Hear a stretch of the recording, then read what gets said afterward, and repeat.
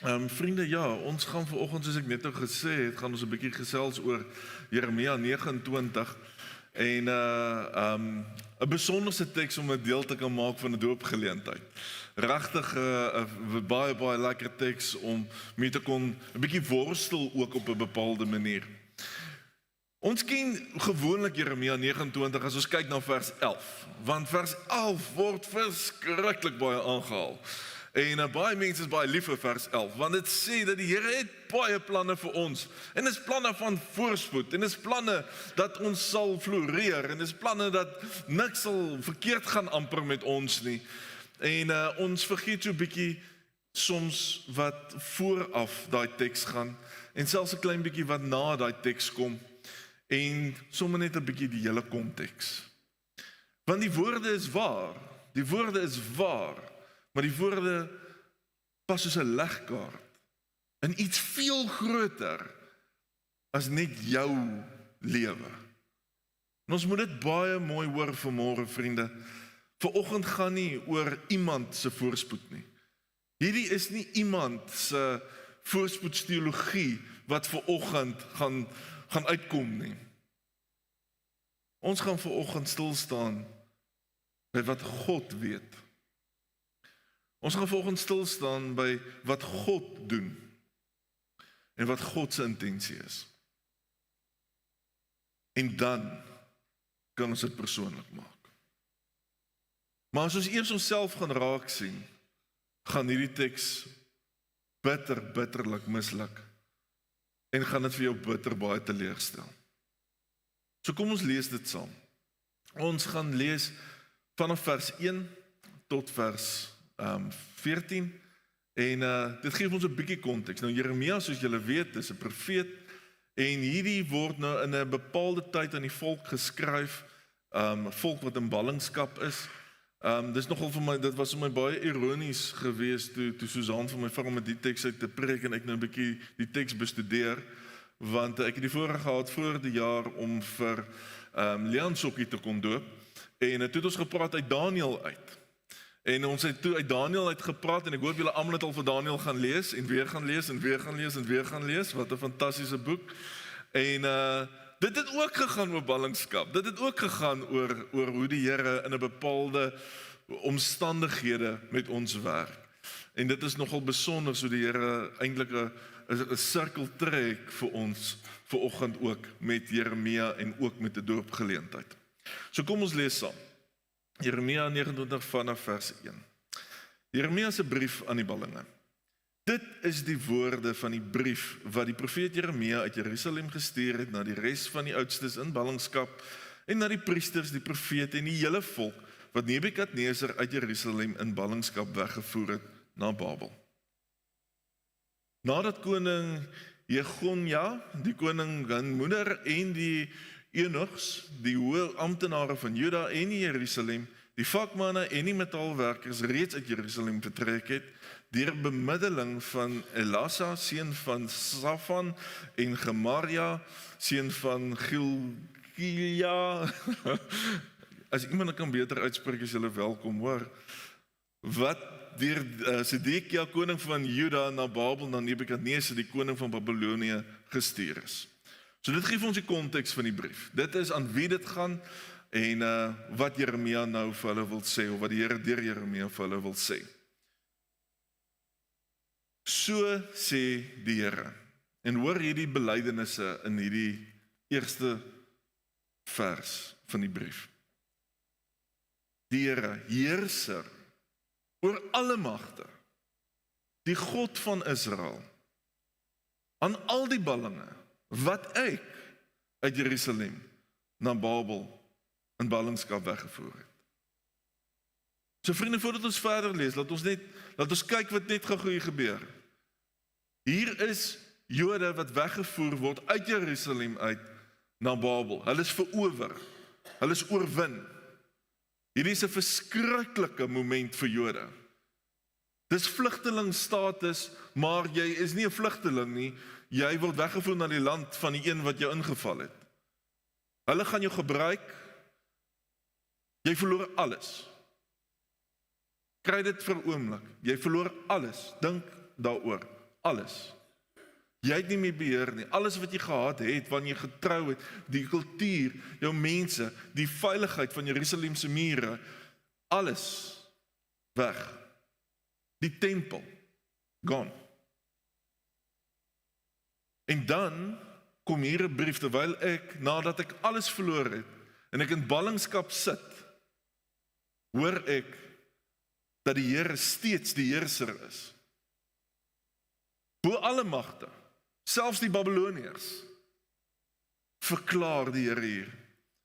En steeds die God van Israel, al is Israel nie meer in Jerusalem nie.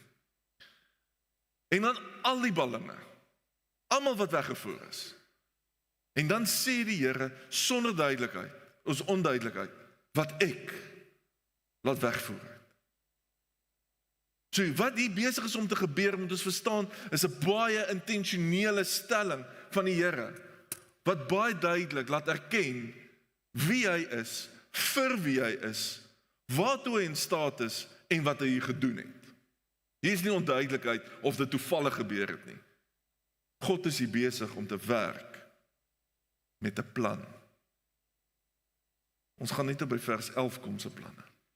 Maar hier in vers 4 openbaar God al 'n plan. 'n Plan wat ons nie altyd wil raak sien nie. Vers 5. Hoor nou. Dis wat hulle moet doen in Babel. Bou huise en bewoon dit. Plant tuine aan en eet die vrugte daarvan. Neem vroue en verwek seuns en dogters en kry vir julle seuns vroue en gee julle dogters aan mans, sodat julle seuns en dogters kan kry. Word daar meer en moenie minder word nie. Bevorder die voorspoed van die stad waarin ek julle in ballingskap laat gaan het en bid tot die Here vir die stad, want in sy voorspoed is daar ook voorspoed vir julle.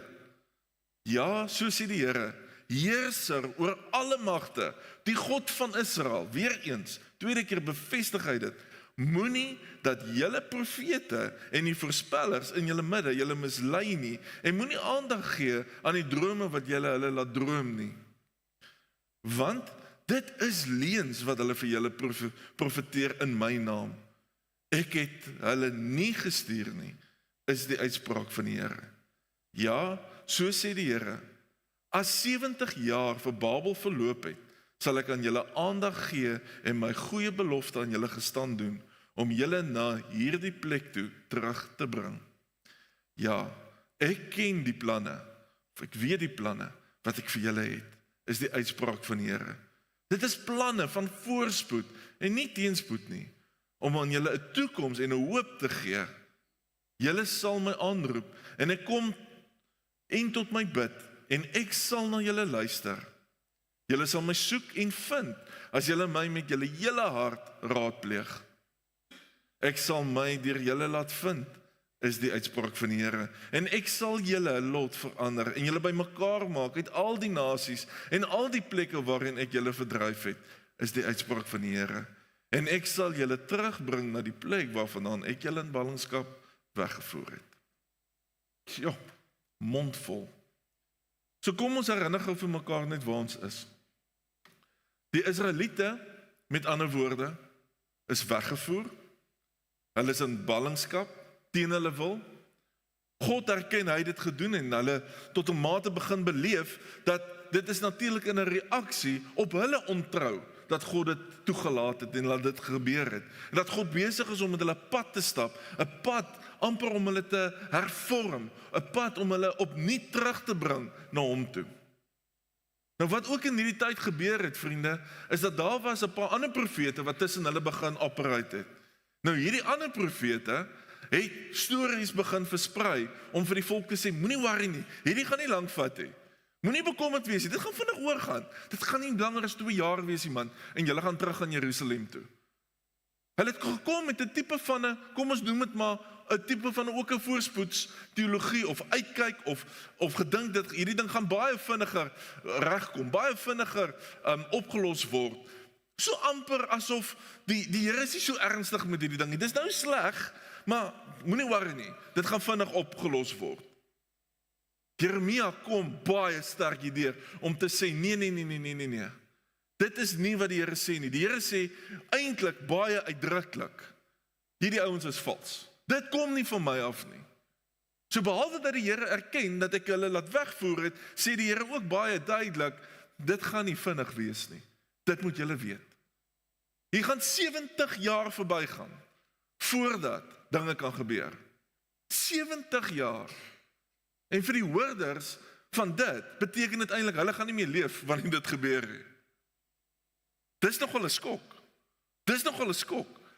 Dink dat dis jou troosboodskap en jy kry dit en jy hoor maar dis amper soos Moses wat in die beloofde land ingegaan het, nê?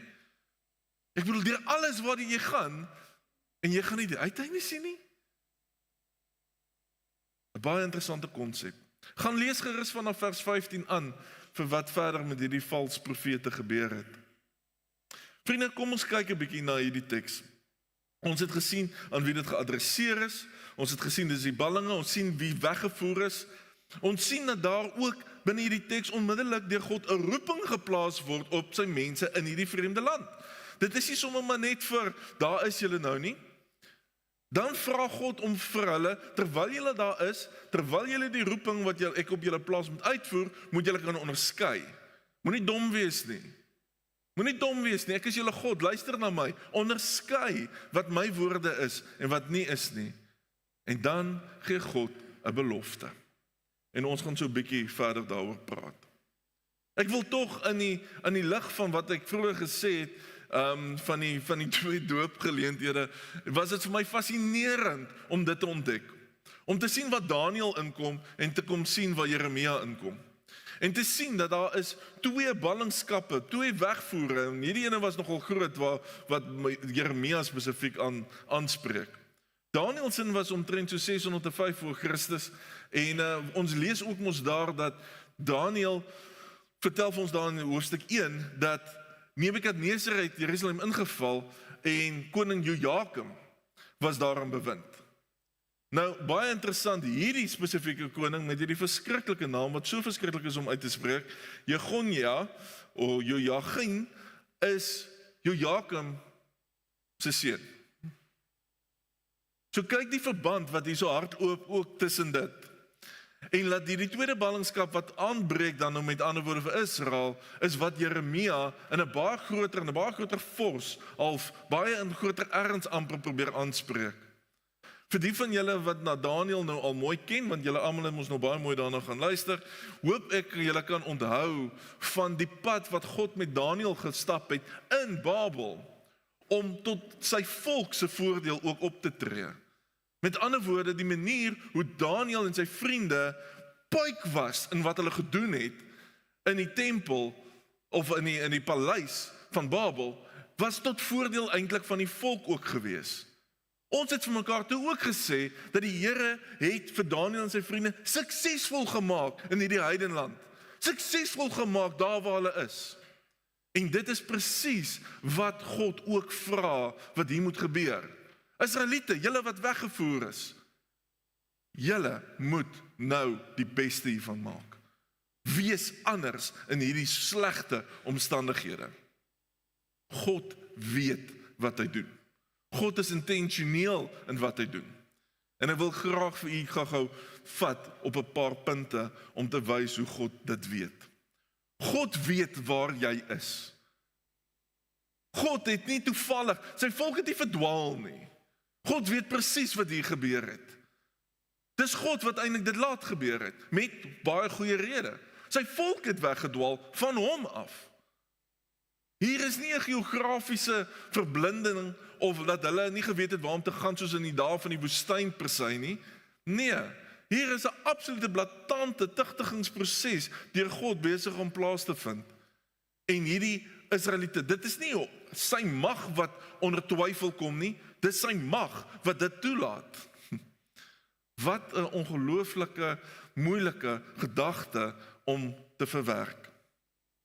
Om te dink God laat dit toe, maar om op die ou einde vir sy volk terug te kan bring, vir sy volk nader aan hom te kan bring, vir sy volk opnuut te roep om hom met sy hele hart te aanvaar, met hulle hele hart tot hom te bid, met hulle hele hart vir hom te soek. God weet wat hy hier doen. Die volk is nie verdwaal nie. En dit is so mooi om te weet, dat God se voorsienigheid is nie net koud nie. Dit is die Vader se manier om te regeer op enige pad wat ons loop. In hierdie oomblik, waar dit so moeilik gaan, waar dit so lyk of daar nie hoop is nie, los God nie sy mense daar alleen nie. Selfs daar waar hulle is, waar hulle nie wil wees nie. Die volgende punt is, God weet hoe ons moet leef.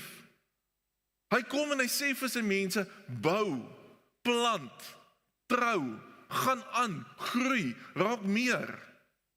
En dit is baie belangrik dat ons dit moet raak sien, vriende, want wat God eintlik vir ons hierso sê is, Israeliete, julle moet lewe. Julle moet lewe, julle moet aangaan.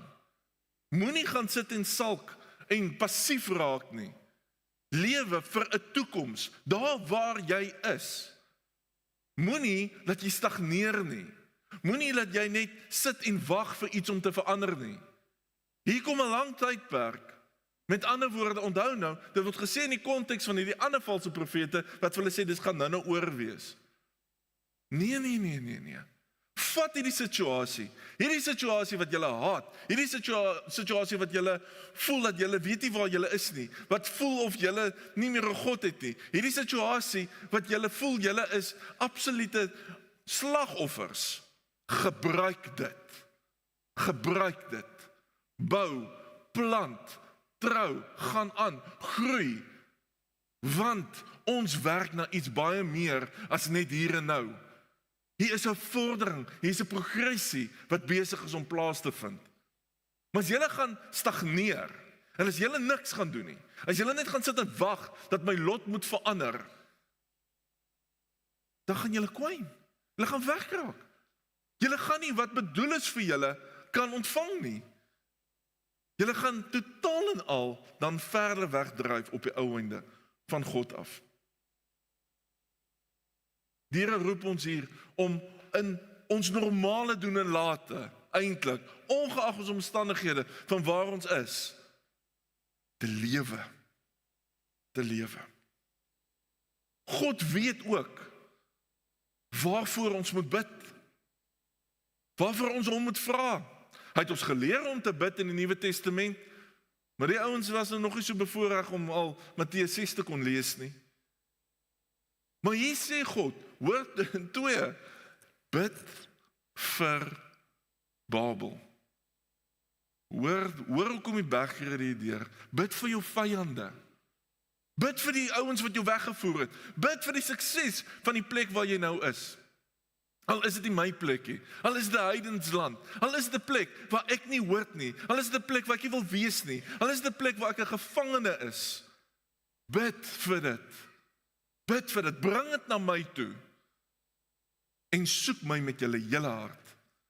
As ons verder kyk na vers 12 en 13, waar God eintlik vir hulle half die resep gee, waar God vir hulle sê, dis hoe julle weer na my toe kom, bid tot my, soek tot my, luister na my, kom met jou hele hart na my toe. Dis waar ek julle wil bymekaar maak, Israel, vind my weer opnuut. Ek weet wat ek doen, ek weet waarmee ek besig is. Bid hiervoor. Hier is 'n klomp dinge wat besig is om by mekaar te kom. Ek is besig om julle by mekaar te maak. En dan, God weet wie jou mislei en hoe. Ai vriende, kom ons dink net gou 'n bietjie in mekaar se dae. Hoe word ons nie mislei nie, hè? Hoe maklik word ons nie deur vals hoop verdryf na plekke toe nie. Deur vals goed. Ek weet nie hoe julle voel as 'n mens in 'n baie moeilike situasie is soms. En dit gaan nie goed met 'n mens nie. Dis dalk siekte, dis dalk konflik, dis dalk verlies van watter aard ook al. En dan sê mense vir jou, moenie worry nie, dit sal goed gaan. Het julle dit al gehoor? Nee? Ag nee, man, moenie. Dit sal reg uitwerk. Dit sal reg uitwerk. Broer, as jy nie Romeine 8 vers 28 dan koppel nie, wil ek nie vir jou luister nie. Want anders is jou woorde hol. Want dit gaan nie altyd beter nie.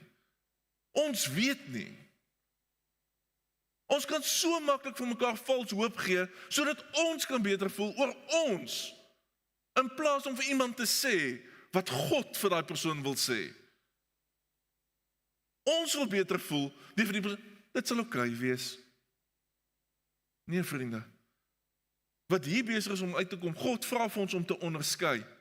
Dit gaan nie altyd net 2 jaar wees, dit gaan nie altyd vinnig verby gaan nie, dit gaan nie altyd vinnig oké wees nie. Soms is daar sakke sout wat opgeëet moet word. En ons moet kan onderskei wat God sê en wat valse profete sê. Wat is ware hoop en wat is valse hoop? En die enigste ding wat dit bepaal is die bron. Dis eintlik maar so eenvoudig soos dit. Dis die bron. Die ander ongemaklike werklikheid was dat hulle moes besef het, hier 70 jaar uit. 70 jaar. En die hoorders hiervan, soos ek net al gesê het, die kans is goed dat hulle dit nie gaan beleef nie. Hulle gaan nie daar wees nie. So hier word 'n oproep gedoen, dat die Israeliete wat in Babel is, weet hier's 'n tydperk, dit is nie net 2 jaar nie. Dis ernstig hierdie. En weet dit julle, vir wie ek nou die roeping gee, julle wat moet bou, wat moet leef, wat moet gesinne maak, wat julle seuns moet, vroue, dogters moet gee en seuns moet gee, wat moet meer raak, julle wat die werk gaan doen, gaan nie die uiteinde sien nie. Maar jy's deel van God se plan. Dis nie dalk jou plan nie, maar jy's deel van God se plan. God se toekoms vir jou. God se plan vir jou. God weet, vriende. God weet sy tyd. God weet presies wat waar wanneer gebeur. Sy tyd is anders as my en jou tyd. Heeltemal. Dis ons 10 in vandag se tyd. Ons grootste probleem met God is sy tydsberekening versus ons in. God weet wat hy beplan en hy weet wat hy gaan doen. En dit is waar ons in vers 11 dan kom. Waar ons weet wat God sê. Dis die planne wat ek het. Planne dat julle moet voorspoed. Nou daai voorspoed kan ook wees vrede moet hê, 'n doel moet hê, 'n purpose moet hê. Met ander woorde, daar is 'n daadwerklike beweging waarna toe God sy mense wil vat. En hy verbind homself daarmee. En dit is presies wat vanoggend ook hier gebeur het. Te midde van watter omstandighede ook al, ek kom en ek sê, ek wil vir jou God wees, kleintjie. Al kan jy dit nog nie verstaan nie. Jou mamma en pappa verstaan dit. En hier's 'n hele mag van broers en susters, ooms en tannies, wat vir jou dit moet wys. Wat vir jou moet wys. Nie reëls voor moet gee nie, maar vir jou moet wys. Hoe hierdie water jou kan skoon was. En dat ons glo in elke woord wat die Here vir ons beloof, as hy vir ons sê, hy wil vir ons 'n God wees. Vriende, en laastens, God weet, hy weet hoe jy hom moet vind. Hoe? Heel hartig. Heel hartig. Nie 'n stukkie nie, nie 'n bietjie nie. Ons gaan nie sommer so half, ons het vir God vir 1 minuut 'n dag nie. God is deel, heel hartig van ons lewens, of hy is nie. Dit is so eenvoudig soos dit. As jy vir God in 'n boksie gaan sit, my vriend, is jou God nie my God nie. Dis so eenvoudig. God kan nie in 'n boksie gesit word nie. God wil heel hartig, hy wil ons alles hê. Hy sê jaloerse God, lees ons in die Bybel. Hy wil ons hê, heel hartig. Ons hele lewe ingerig en gefokus op hom. Nou begin ons praat van God se planne. Nou begin ons praat van wat dit is om voorspoed te beleef in die teenwoordigheid van God. En ek en jy het 'n kruisvisie. Ek en jy het iets anders op hierdie gedeelte, want ons weet wat hierdie planne ingehou het. Veel groter as wat hierdie arme Israeliete ooit sou kon dink. Ons weet dat hy dra vir ons in ballingskap, want hy het vir ons Christus gegee wat dit vir ons gedoen het. Christus het ons ballingskap kom vat, dat ek en jy nie vasgevang en weggevoer te word onder wat die Jode beleef het nie. Hy bring ons by die Vader. Hy maak dit vir ons moontlik om weer by die Vader te kom, want hy kom herstel hierdie verhouding tussen ons en die Vader. En hy gee hoop, wat nie deur Babel bepaal word nie. Met ander woorde, dit word nie deur ander mense bepaal nie. Hy is die hoop, hy is die lewe, hy is die weg en die waarheid. Nie valse hoop nie, die bron van die eintlike hoop en die eintlike uitkoms.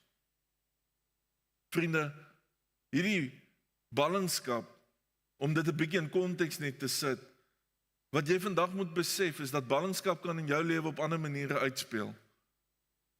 Ons moenie vasgevang word net in 'n persepsie van ballingskap wat beteken dat dis Nebukadneser wat Jode wegvoer per voet en kamele na 'n Babelstad toe nie. Ek en jy het ook ons eie Babels waarmee ons fight en beklei. Dit kan siekte wees, dit kan omstandighede wees, dit kan konflik wees, familieprobleme wees, vriendeprobleme wees, omstandighede probleme wees, keuses, onsekerhede, verliese. Hierdie teks kom sê vir ons dat daar is iets in hierdie omstandighede selfs wat God vir jou wil laat besef. God wil hê jy moet binne jou omstandighede nie stagneer nie. God wil nie hê jy moet net dink aan jou omstandighede van dit gaan sommer net vinnig verbygaan nie. Ek weet nie, maar ons het nie altyd daai inligting nie. Ons kan nie die toekoms voorspel nie. Bou, plant, bewerk, gaan aan binne daai omstandighede tot eer van God. Want jy sien vriende, wat 'n geleentheid het hier nie ontstaan nie. Vir God se volk om in Babel te wees, of vir ons soms om in omstandighede te wees wat nie lekker is nie, wat moeilik is, en dan om ons God se naam te vereerlik. Om te bid vir hierdie mense om my, om aan te kan gaan, om steeds vir God te verteenwoordig op plekke waar ek nie wil wees nie, in omstandighede waar ek nie wil wees nie. Want vriende, dit gaan oor God, nie oor my nie. En as jy dit besef, dan begin jy besef maar hoe baie oor God oor jou gaan. En hoe belangrik jy vir hom is, dat hy op die ouene se enigste seun gegee het, sodat Christus ons ballingskap kan dra. Ons word hier gevra, vriende, om die Here te dien in alle opsigte, in alle kontekste. En binne dit, om nader aan hom te beweeg. God weet. God weet. Ek en jy weet nie altyd hoe hierdie lewe gaan werk nie. Ek en jy weet nie hoe alles uitloop nie. Ek en jy weet nie wat is volgende nie. Maar God weet.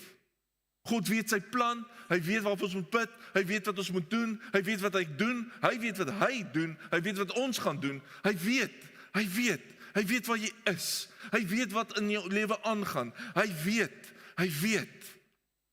weet alles.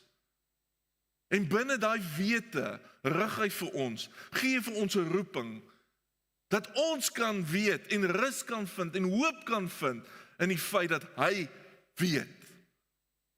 En daarom hy ons in staat stel om binne daai omstandighede nog steeds tot sy eer te kan optree.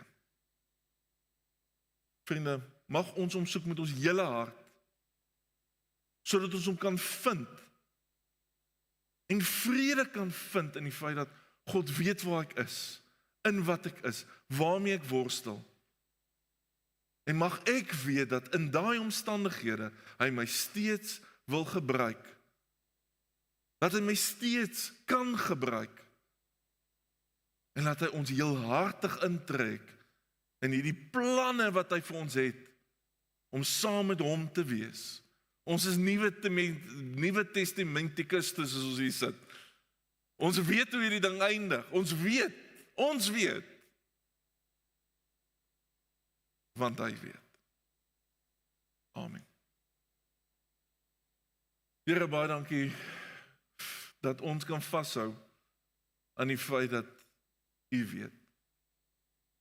Here, dis een van ons grootste geloofskrisisse, is dat ons wil weet. En dat ons wil weet hoekom soms, en ons wil weet waarom, en ons wil weet hoekom het dit gebeur, en hoekom kan dit nie gebeur nie, en hoekom is dinge nog steeds so, en hoekom is dinge...